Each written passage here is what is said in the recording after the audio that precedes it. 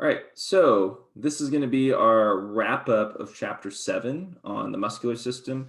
As a reminder, we won't be going over any of the actual muscles themselves in this lecture. That'll be for you guys to cover on your own. We're focusing just specifically on the physiology of muscles, of skeletal muscle in particular. So last time we ended with our discussion on the cross-bridge cycle. So we now recognize the role of our myofilaments, actin and myosin, which are our two contractile proteins. We recognize that the degree of overlap between these protein fibers will determine how much force a muscle fiber can produce.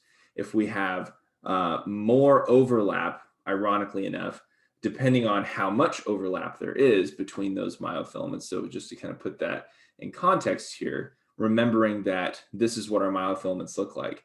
If we have a lot of overlap here, so let's say these myosin heads are much closer towards the Z disc, so more of the actin filament has been pushed or pulled rather towards this M line, then we actually aren't able to produce a lot of force that way.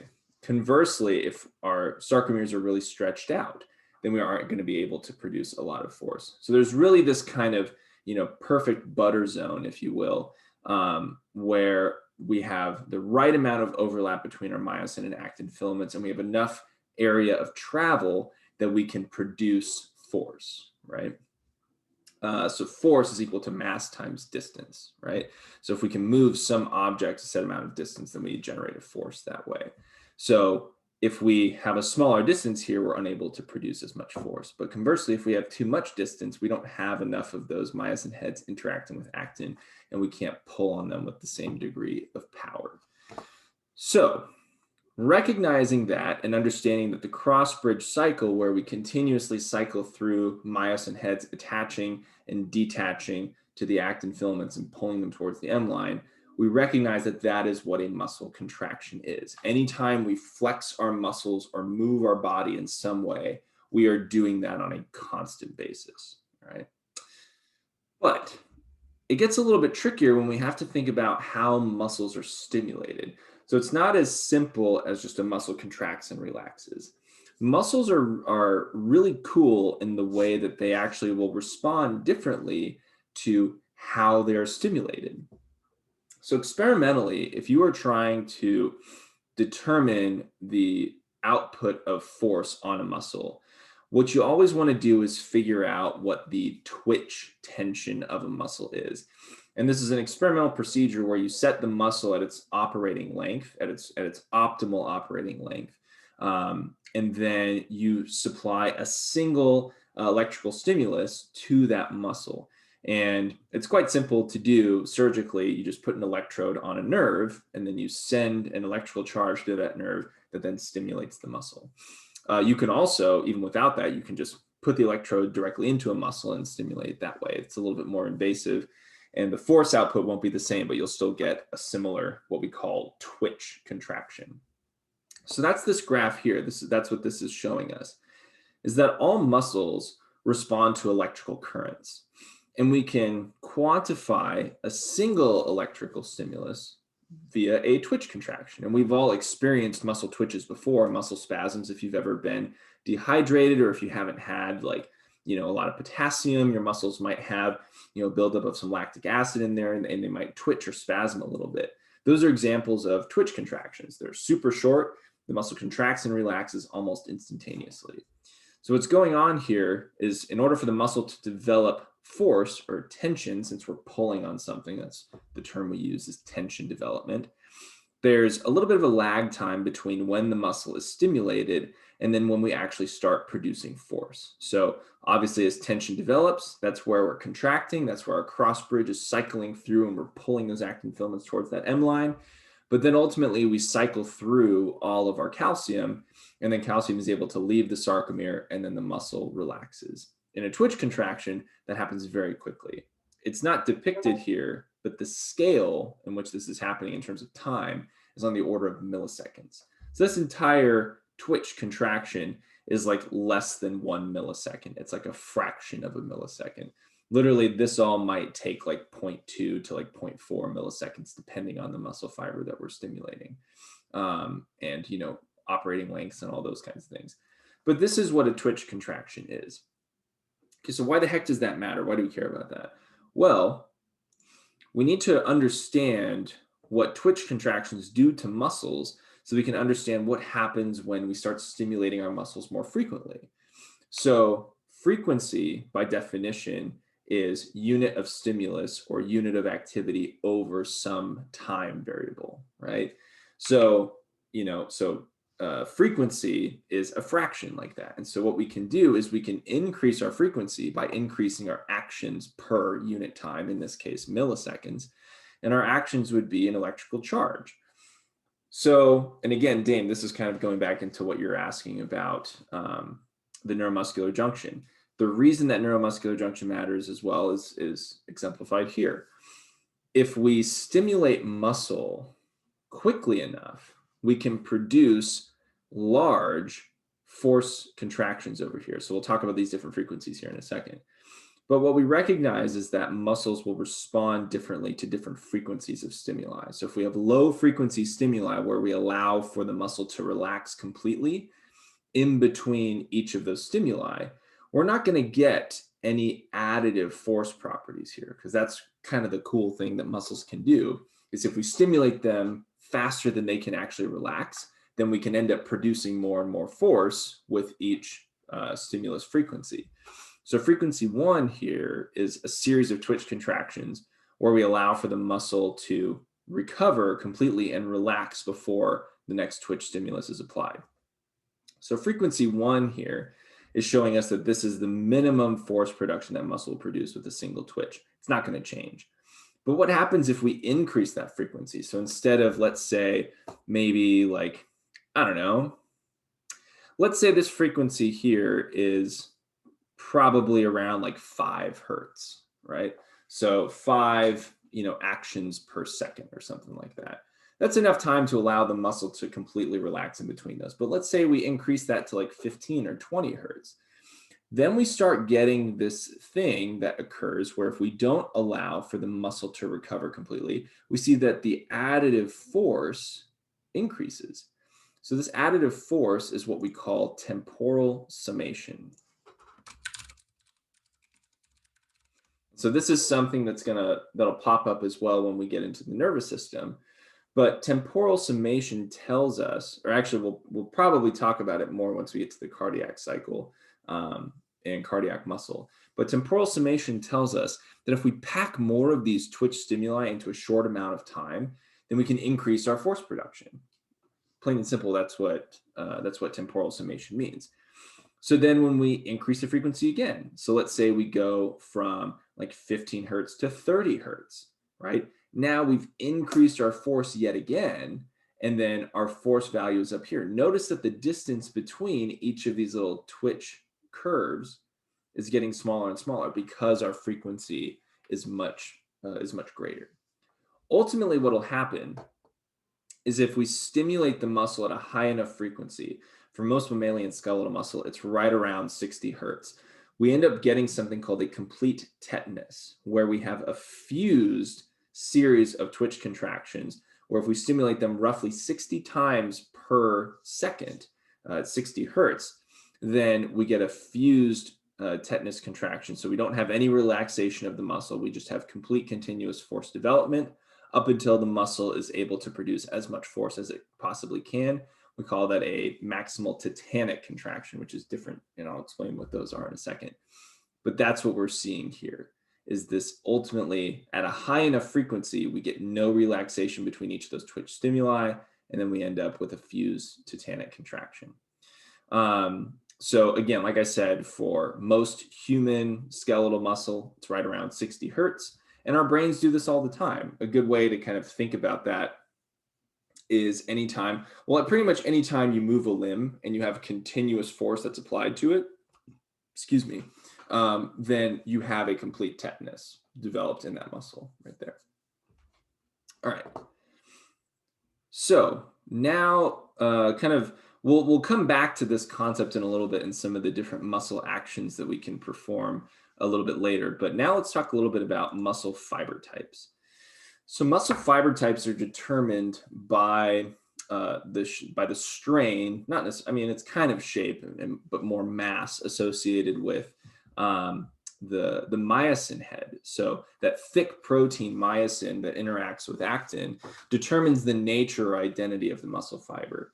So we have three major genes that determine, what kind of muscle fibers we express in our body. And all skeletal muscles in humans, or not all, but most of them have a myriad of different fiber types. So very rarely will you have one muscle that's going to be only like type 2A or type 1 or type 2B. We pretty much have a combination of most of these fiber types all throughout our body. The two broad categories that muscle will fall into is what we call slow twitch and then fast twitch.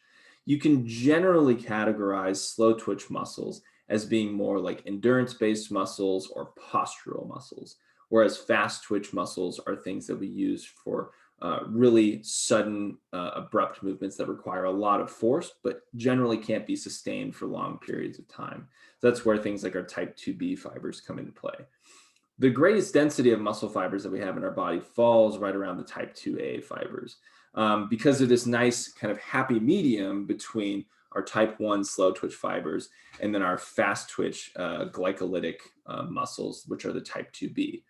Fast twitch oxidative glycolytic are nice because they are able to produce, decent amounts of force because they have, an intermediate fiber size. But they also have mitochondria inside them that help facilitate aerobic respiration. They can help maintain oxygen deficits or reduce the magnitude of oxygen deficits during exercise. Type 2A fibers are great because they're this kind of nice little hybrid between type 1 and type 2B. We also use some type 2A fibers for most of our like exercise endurance activities. So things like long distance running, long distance swimming, hiking, cycling, all of those things that require endurance muscles are going to be our type 2A fibers. All of our sprinting muscles are really going to be our type 2B fibers. And again, in part because they have the largest fiber type. The cool thing about muscle, and it's probably fairly intuitive, the bigger the muscle, the stronger it is, right? So they have relatively low myoglobin content, which is a protein that helps transport oxygen throughout the muscle cell. And the reason why the type 2B fibers don't really have a lot of myoglobin is because they typically operate without oxygen, and they can operate without oxygen by undergoing fermentation and glycolysis to not prevent, what's the word I'm looking for, to produce energy that the muscle can use to help, cycle the cross bridge and everything. They have relatively few mitochondria, but they have the highest anaerobic capacity, right? So the downside to that is while these muscles can produce lots of force, they can only do it for a short period of time because they undergo anaerobic respiration fairly quickly. So they have low fatigue resistance. Type 2B fibers will fatigue fairly quickly. Fast myosin head activity. So again, denoting that like speed at which the myosin heads interact with the actin filaments. Type 2B fibers have the fastest magnitude of activity. So glycogen concentration, we tend to store a lot of fat and sugar inside these muscles so they can break that down and access that for energy if we're producing, a lot of force. All right. So what does this look like in reality if we were to like, let's say, so Sean, I'm going to pick on you. So like Sean, let's say we cut open your biceps brachii muscle right now. What would we see? We'd probably see a combination of mostly type 2A and type 2B fibers. We might even see a few type 1 fibers that are mixed in there, but a relatively low proportion, especially in the biceps brachii. Where we find a lot of our type 1 fibers is going to be in postural muscles, so muscles of our back that help keep our spine erect.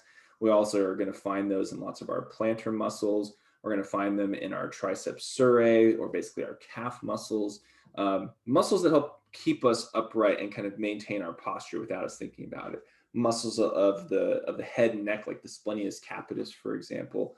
All of those are going to have a greater density of type 1 fibers because they have the highest myoglobin content, very high aerobic activity, and are very resistant to fatigue.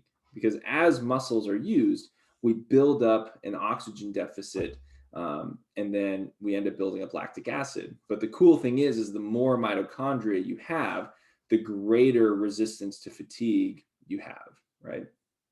So, so yeah, more mitochondria means more ability to process oxygen-free radicals like lactic acid, and a greater capacity to produce ATP in a very efficient manner by using cellular respiration. All right. So those are our three major categories of muscle fiber types. It's kind of cool when you get into some smaller mammals, mammals that are like under like 50 grams, that are, you know, quite small. So like kangaroo rats, some mustelids like ferrets and those kinds of things actually have different muscle fiber types. You know, field mice as well have this too. So they have something called a type 2X fiber, which kind of sounds really cool, the X fiber. But those are even faster, fast twitch muscles than the type 2B. So these are super ultra fast muscle fiber types, but they're very small and they're unable to sustain, you know, powerful movements for a very long period of time. It's basically like an accentuated form of type 2B. But they're pretty crazy. And I think even sometimes what'll end up happening is they'll hybridize with the type 2B fibers. So it'll be like type 2BX fibers too. But yeah, so those are different kinds of muscle fiber types, and that's, you know, how we would categorize them in our body. So then if we look at what our muscles are doing at rest versus at exercise, typically, you know, our muscles are energetically costly organs to maintain. So what we end up doing is we have at rest, like we're all right now, our muscles are maintaining their own resting metabolism, right? And one of the ways that we're able to store energy for use in our muscles to be able to access it later on is in this form called creatine phosphate. So creatine phosphate is convenient because it's a much more stable compound than ATP, and we're able to recycle this and break it down if we need to convert it into ATP like we do when we're exercising, and then access that energy as we need it, right? So normally at rest, when our oxygen deficit is low or we don't have one at all, we're able to undergo normal aerobic respiration where we consume oxygen in order to satisfy the need for ATP production. So we end up producing ATP. But again, this molecule is fairly volatile. Even though it's got a lot of energy, we can't really store it that effectively. So our muscles store that and convert it into creatine phosphate to then be utilized later. So as we start to undergo exercise, and depending on the kind of exercise that we're doing, whether it's low intensity or HIIT training, or, you know, whatever you're doing, ultimately, once your heart rate gets above a certain threshold, and it's different for each individual, then we start to develop an oxygen deficit within our muscles. So then we start to undergo muscle fatigue. We start to get acidosis buildup. We start depleting our ATP resources. Our muscles undergo oxidative stress. And then we can even have an inflammatory response that occurs in response to prolonged strenuous exercise.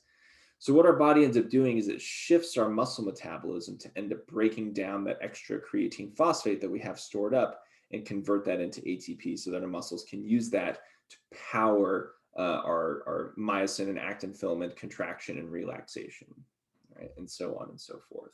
So that's a kind of in a nutshell how our muscles respond to exercise, right? And then in general, as we exercise, our muscles get bigger.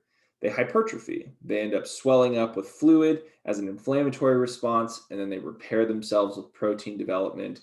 We produce more myofilaments, and then we're able to increase the size of our muscles. There's various kinds of training protocol that we can utilize to determine how we train our muscles. You know, do we want to build up existing fast twitch fibers, or do we want to recruit more slow twitch fibers so that we can have greater endurance capabilities? There's all kinds of really cool stuff that we can do to train our muscles in ways, different ways that we see fit. What's interesting though, is there's a genetic correlation between how much type 2B fibers you have and what you're born with. So you are born with the only number of type 2B fibers that you'll have your entire life. And you can't recruit or develop new fast twitch type 2B fibers. You can recruit and develop new type 1 and some new type 2A fibers, but you can't develop any new type 2B fibers. We just don't have the ability to do that. As to why that's the case, we just don't have the gene to produce new type 2B fibers. or it's not able to be activated as part of the muscle regrowth and muscle repair process. Yeah. So then this slide, I have this up here because I have a couple of different kinds of muscle contractions that are worth mentioning. So you'll probably see these, thrown out there in the literature, and they might show up on an exam. But the two main kinds of muscle contractions that we have are what we call same length contractions or length change contractions. And the most common one that we're all familiar with is what we call a isotonic contraction, where we're able to produce tension by changing the length of our muscles. So like if you flex your arm and you move your arm like this, or if you lift up your water bottle, right? You're performing an isotonic contraction here. Our muscles are changing length, they're shortening, okay? And we're producing tension. And what's important here is that prefix isotonic, meaning same tension. The weight of my water bottle isn't changing. So the force that my muscle is producing is the same. Isotonic, same tension, okay? The other kind of contraction that our muscles can produce is something called an isometric contraction, where we're able to produce force without actually having the muscle change length at all. And a good way to visualize this, if you just go and push up against a wall. If you push up against a wall, the wall's not going anywhere. You're not, well, that's kind of the funny thing, right? It's like, are you performing work on it? You're technically not performing work on the wall. You're developing a force on the wall, but it's not going anywhere. But your muscles are producing tension. They're producing force because you're pushing on the wall. However, the muscle is not changing length as a result of that. So that kind of a contraction is what we call a isometric contraction, or same length, right? So isometric versus isotonic. Now, this also is thrown out in the book, and the book actually kind of messes up the definition a little bit and doesn't really describe it very well. There's two other important ways to recognize how muscle can behave. And one of those is the normal way that when our muscles are activated, they operate, and that's something called a concentric contraction. In other words, what we call active shortening. Let me put that in the chat here.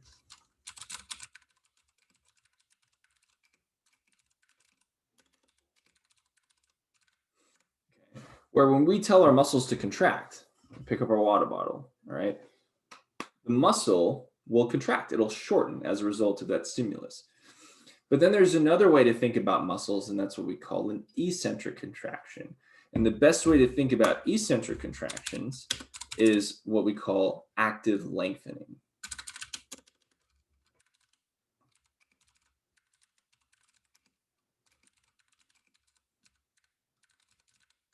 Okay, and so here, the best way to think about that is like, okay, if I were to go put my water bottle back down, if I were to just completely relax my muscle immediately and not control the descent of that, it would slam into the, into the desk, right? But it doesn't. We control how we release whatever object or load we're displacing with our muscles. So when we actively lengthen or we control the descent of our limb as we're displacing a load, then that is an eccentric contraction. Think about a bicep curl. When you do a bicep curl, you don't just immediately drop the weight afterwards, you control the descent, right? That controlled descent is the eccentric contraction phase of the entire contraction cycle. So we've got the concentric contraction, active shortening, eccentric contraction, active lengthening. The cool thing about just a little bit of like strength training, like muscle response, is that the best and the most gains you can get from muscle conditioning is actually through eccentric loading. So controlling the descent of a load. Like, so if you're doing bicep curls, controlling that descent will actually build up more muscle mass than just lifting as many heavy things as you can, as fast as you can. Same thing, with pretty much any exercise you can think of, is controlling the descent of that load is going to be the most important part for making sure that you get that you get the most gains out of the conditioning that you're doing. Okay, so that's really all I wanted to mention there. And then a quick note on fiber orientations. So what we also can recognize about certain muscles is their fascicle arrangement, or the way in which these organs are put together. So we've got these different shapes of muscles that we'll see all over the place in the body. And this is indicative of how the muscle fascicles, or the collections of muscle fibers, are all laid out. All right. Because remember, muscles are just tubes within tubes within tubes, but they're all attached to tendons. And some of these tendons are very narrow, some of the tendons are very wide.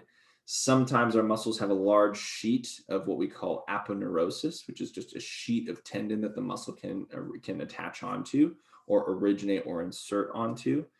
And so depending on the surface area of that tendon, that'll give, either greater or smaller surface area for the muscle to attach or originate on. So some muscles, like the pectoralis major and minor, have a triangular or convergent fascicle arrangement. And then we can have parallel fascicle arrangements, where we have muscle fibers, or fascicles rather, and fibers that are all lined up parallel to one another. So the trapezius, rhomboideus, rectus abdominis, all good examples of parallel muscle fibers.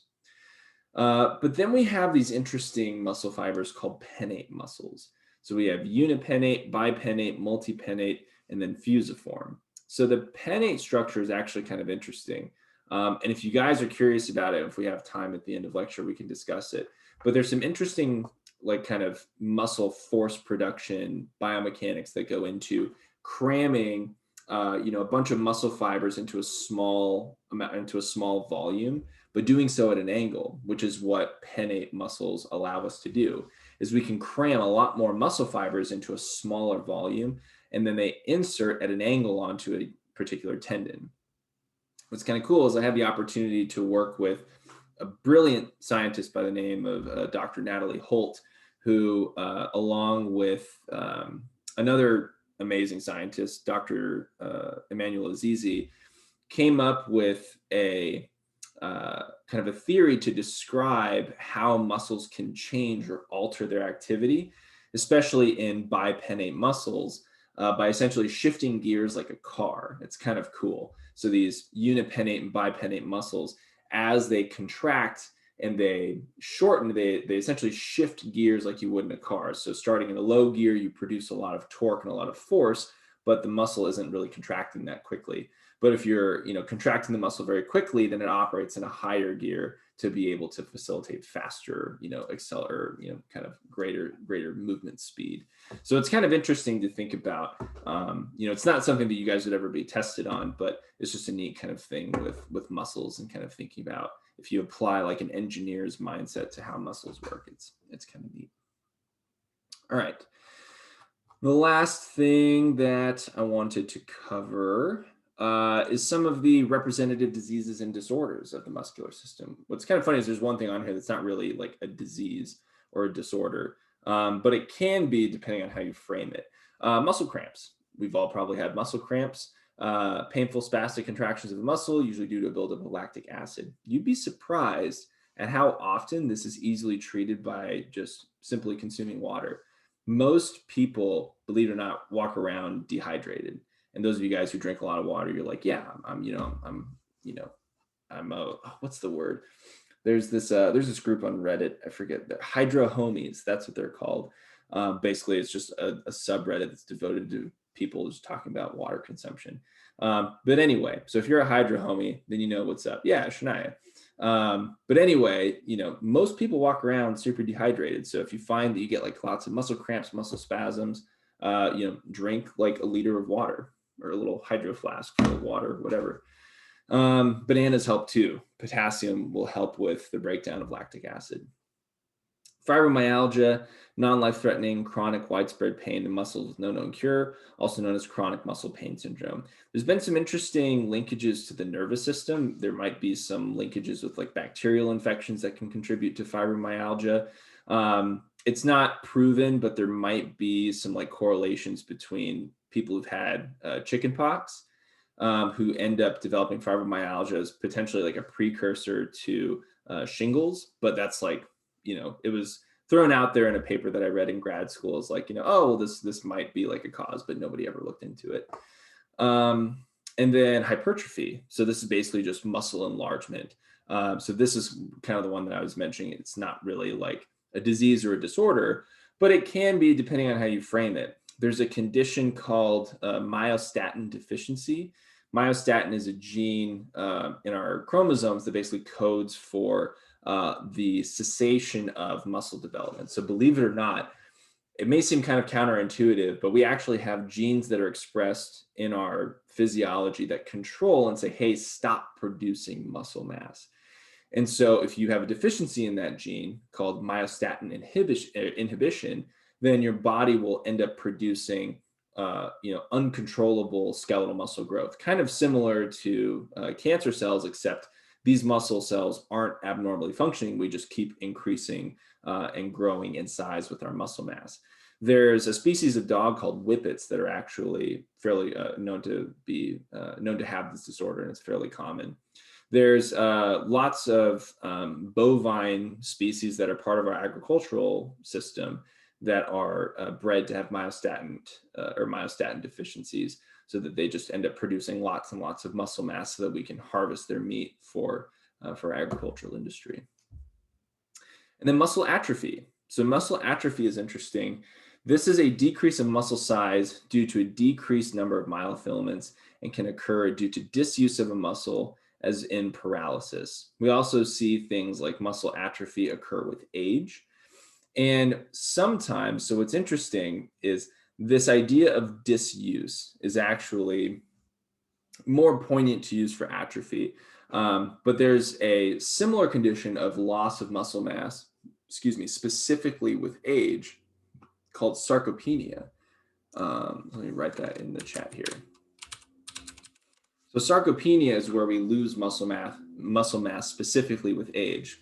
But a lot of people still, to this day, conflate or mix up sarcopenia and atrophy. Because as we get older, I don't know about you, but my grandparents weren't running like ultra marathons when they were 80 years old, right? Like most people, once they get past the sixth decade of life, tend to kind of just chill out and not really, move around or walk around as much.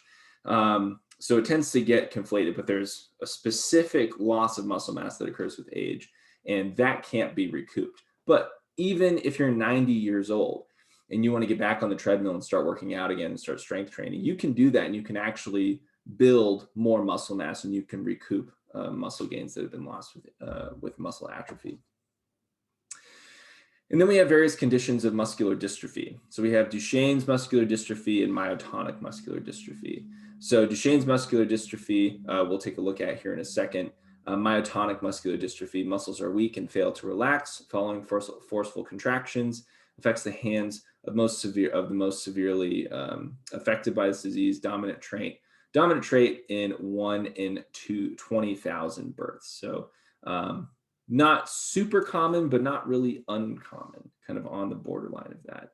And then tendinitis. Some of you guys may have experienced this. I've experienced it in my leg, actually. Tendinitis with, just overuse of muscle without allowing it to recover or recoup. And then the tendon will get inflamed. Lots of the time, tendinitis will actually occur if you strengthen one particular muscle group without focusing on stabilizer muscles of, usually it's the joint above. So for me, for example, I have this, we all have this big tendon on the side of our leg called the IT band, or the iliotibial band. So I typically run 10Ks almost every day, but I haven't been in the past month or so, because I've been treating my IT band syndrome, which is basically tendinitis. But turns out that I wasn't doing enough squats to strengthen my gluteal muscles. I was talking to my colleague at the other place that I work, and he's an athletic trainer and was telling me about that. And so I thought that was pretty interesting. Most of this tendinitis stuff comes about from overuse of muscle, but also if you look at that muscle and look at the joint above it, that can help contribute to some overuse and kind of over-favoring one muscle over another.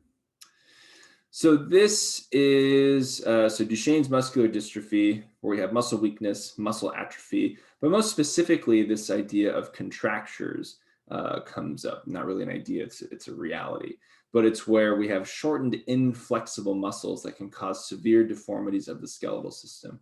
Kyphoscoliosis, where you can have a bend in the thoracic vertebrae realm, severe curvature of the spinal column laterally and anteriorly, can be so advanced that normal respiratory movements are impaired. Sometimes surgery is required to prevent contractures from making it impossible for the individual to sit in a wheelchair. So this would be an example of a young individual who's developing Duchenne's muscular dystrophy, where their muscle fibers are shortening to the point where they're unable to, support their own body weight and stand up in a normal orthograde posture. Yeah, so lots of crazy stuff going on with that. All right, there we go. Okay, so now we are on to chapter 8, our nervous system. I had started a little bit before I resumed the recording, but we're just talking about our different functions of the nervous system. So the nervous system is broken up into two main sections. We have the central nervous system, which is made up of the brain and the spinal cord. Okay, these two things. So the brain, that big thing that sits up right here in our cranium. And then we have this long cord that hangs down and travels through the vertebral foramen of the vertebral column. And that connects out to all of these little yellow vessels that are exiting and entering this spinal cord right here. Those little yellow vessels are traditional nerves that we would think of, and that makes up our peripheral nervous system. So all of the nerves that extend out of the central nervous system. And I say extend and enter because when we start to think about the direction of signal chains, whether it's sensory or motor output, that'll make a little bit more sense. But for right now, just to organize it in your head, think about the brain and the spinal cord. That's our central nervous system. And then all these little yellow vessels and strings that you're seeing coming out of that, that's our peripheral nervous system. So if you've ever whacked your funny bone, anybody ever whacked their funny bone before? Like you hit your elbow on something and it sends that like big old tingling sensation through your arm. You're actually hitting a nerve that wraps right around the trochlear notch of the humerus right there.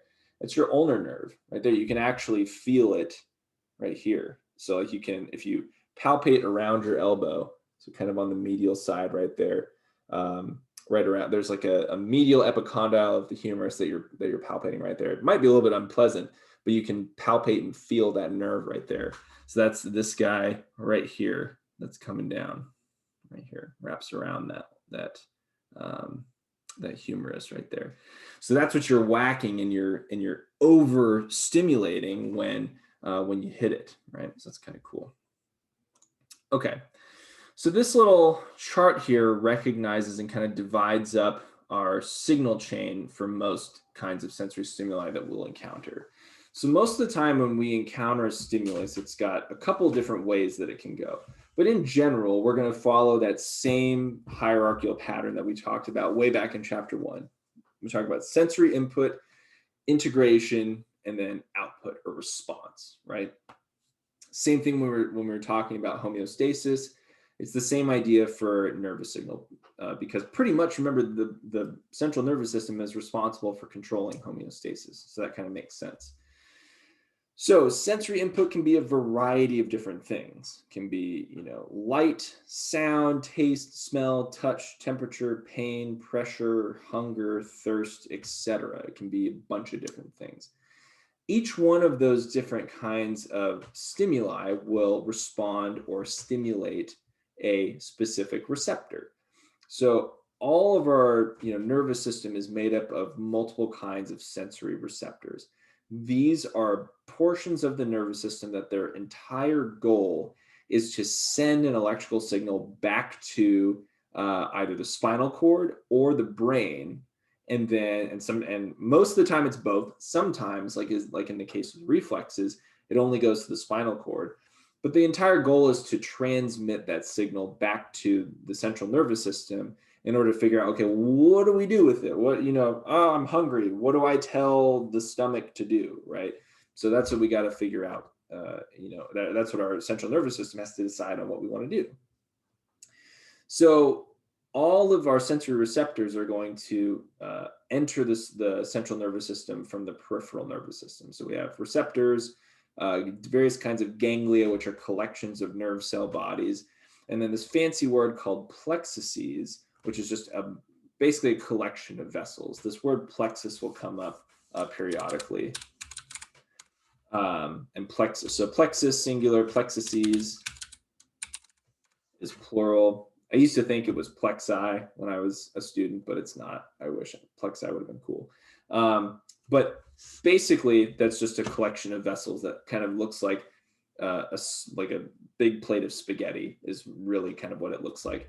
We have something called the brachial plexus that sits right here in our armpit, which might be why, like, if you have a chair and you so if like you have the back of the chair and you rest your arm over it like this, your arm will go numb after a while because you're obstructing and blocking off the signals that are being sent through those nerves. You're also blocking off all of the blood vessels that are in your armpit too. So anyway, our sensory signal comes back to the central nervous system via the sensory division. Okay, so we have a whole specific set of nerves that are only sensory neurons. They only send information into the spinal cord and into the brain. Once the brain and spinal cord have figured out, okay, all right, you're telling us that the stomach is hungry. All right, so here's what we're going to do. We're going to send out a signal. We're going to tell the stomach to secrete pepsin so we can start breaking down protein. We're going to start digesting our food mechanically, blah, blah, blah, blah. All right. So in order to do that, the central nervous system then has a separate branch called the motor division, right? So this is what we call our motor output. Another way to kind of divide this up in your head is, so thinking of sensory as input, sensory is always input.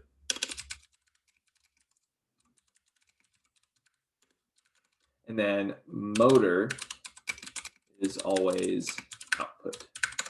So I like to think of it as like motor response, sensory input. They also, each of these branches also gets another word to kind of determine what direction the signal is flowing in. The sensory branch is called the afferent branch of the peripheral nervous system because afferent means going towards some structure, in this case, the central nervous system. And then the motor branch is called the efferent branch.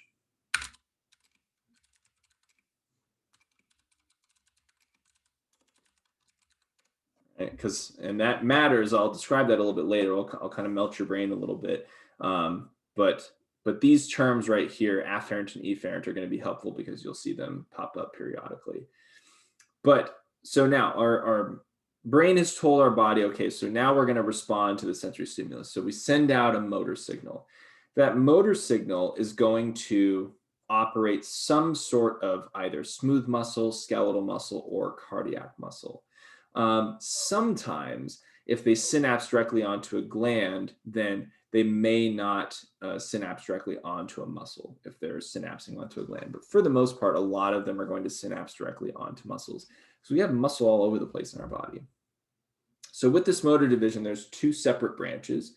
We have what's called our somatic nervous system, which is our system that we just covered last chapter, chapter 7, our skeletal muscle. But then we have our autonomic nervous system, all of the stuff that is controlled without us even having to think about it. It's our automatic nervous system. It's not called the automatic, but autonomic means automatically. And with those, we have what you guys might have heard before, our sympathetic and parasympathetic nervous systems. So you guys have probably heard of fight or flight before.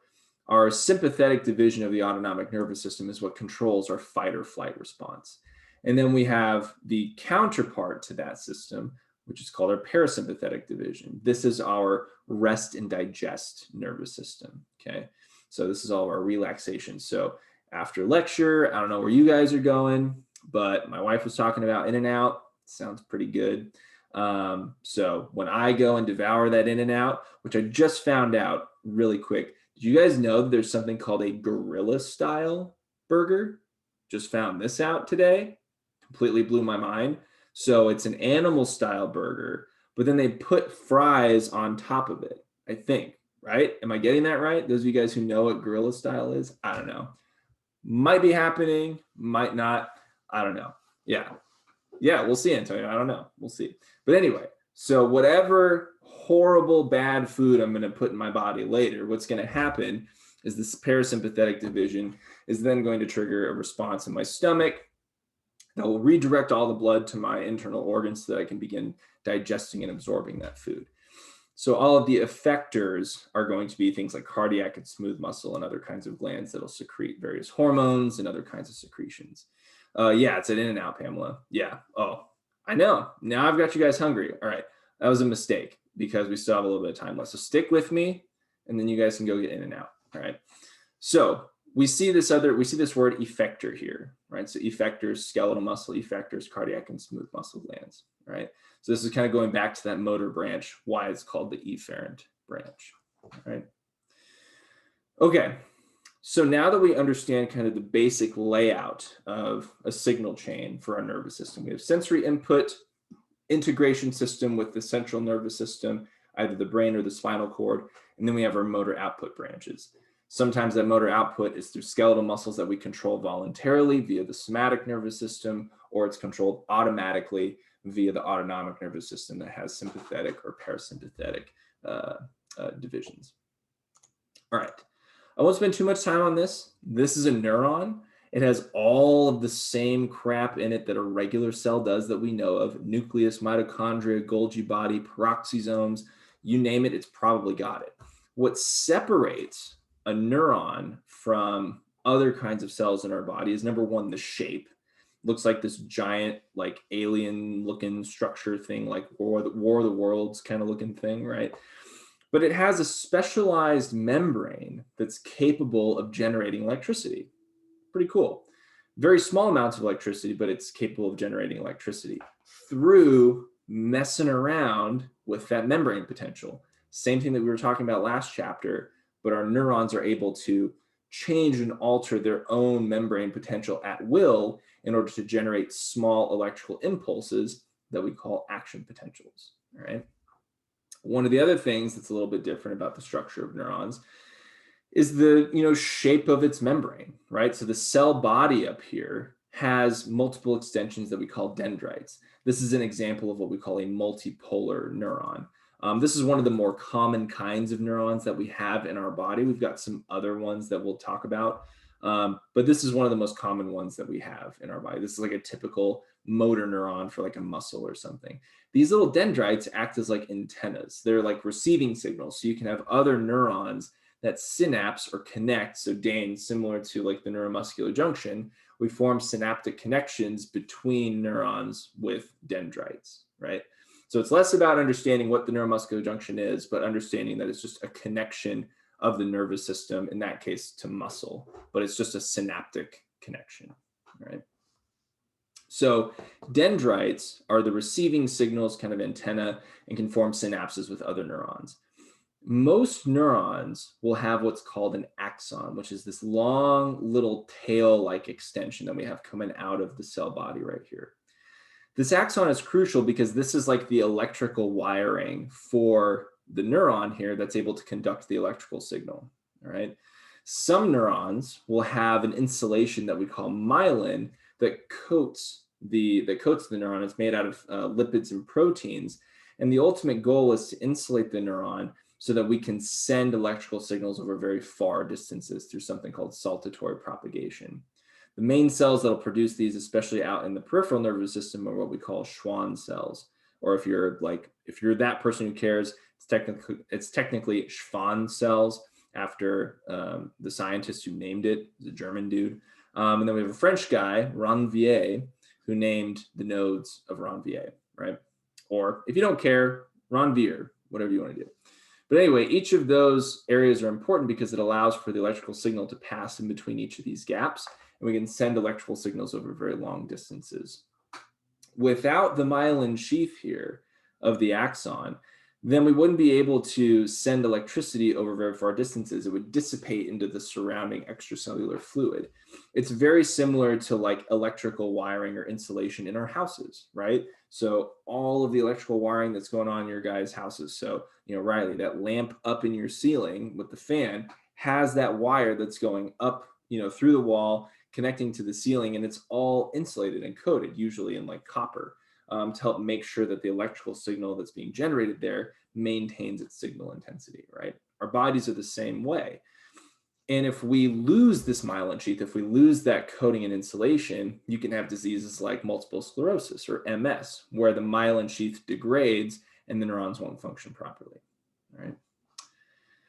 So some other examples of neurons that we can find in our body. We have bipolar neurons. These guys are a little bit weird. We typically only find them in like special sense organs, like in our ear and in our eyeballs. That's pretty much the only place you'll find like a bipolar neuron. Some of the other neurons that we can find are these pseudo-unipolar ones. These make up a lot of our parasympathetic neurons that run throughout our body. We have a sequence of little collections of nerve cell bodies called ganglia that run all up and down our spine called the sympathetic chain ganglia, mostly made out of pseudo-unipolar neurons. But then we also have ganglia where we just have collections of nerve cell bodies that are, directly on target organs.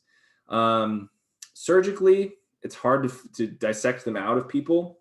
I've only been able to do other ones besides something called the celiac ganglia a couple times. They're really small. But when I was, normally when we teach this, in person, we get to, dissect on cadavers, not for this class, but if you guys get to do it for like 150 and 151, you can dissect out, ganglia, in a human body and stuff, but they're really hard to get. There's a fourth class of neurons called anaxonic neurons, which basically form all the connections up in our brain. All right, let's see here. So what we'll do is we'll end with our discussion on this stuff, okay? Different kinds of neurons, and then their supporting cells. The best way to think about neurons is that they are pretty much divas. They're like super famous high roller rock stars, and they don't go anywhere without their like entourage of people who maintain them and people who take care of them and are at their beck and call, right? So we have special kinds of what we call glial cells that exist in the central nervous system, and then we have special kinds of glial cells that exist in the peripheral nervous system. The peripheral nervous system is nice because they really only have Schwann cells that help support them and nourish them and can help protect them against infection and things, but they mostly will end up developing the myelin sheath that encodes most of those peripheral nervous system neurons. The cells of the central nervous system are a little bit different. They've got lots of different kinds of glial cells that'll help support them and maintain them. Astrocytes, pretty interesting one. These guys are highly branched glial cells. They provide structural support, regulate signaling, contribute to something called the blood-brain barrier, if you guys have heard of that. We'll talk about that a little bit as we end today, and can help with some of the repair. If a nerve gets damaged or something like that, the astrocytes can kind of help repair that. We have ependymal cells, which are these epithelial-like cells which line the ventricles of the brain and the central canal of the spinal cord. These guys are responsible for producing most of the fluid that helps coat and nourish our central nervous system, called cerebrospinal fluid. These ependymal cells we'll talk about, probably on Tuesday as we discuss the ventricular system of the brain. So fun fact, your brain isn't actually sitting on your skull or in your skull. It's actually floating in fluid. It's floating in cerebrospinal fluid. Kind of cool. And then we have microglia, which are basically the immune system of the nervous system.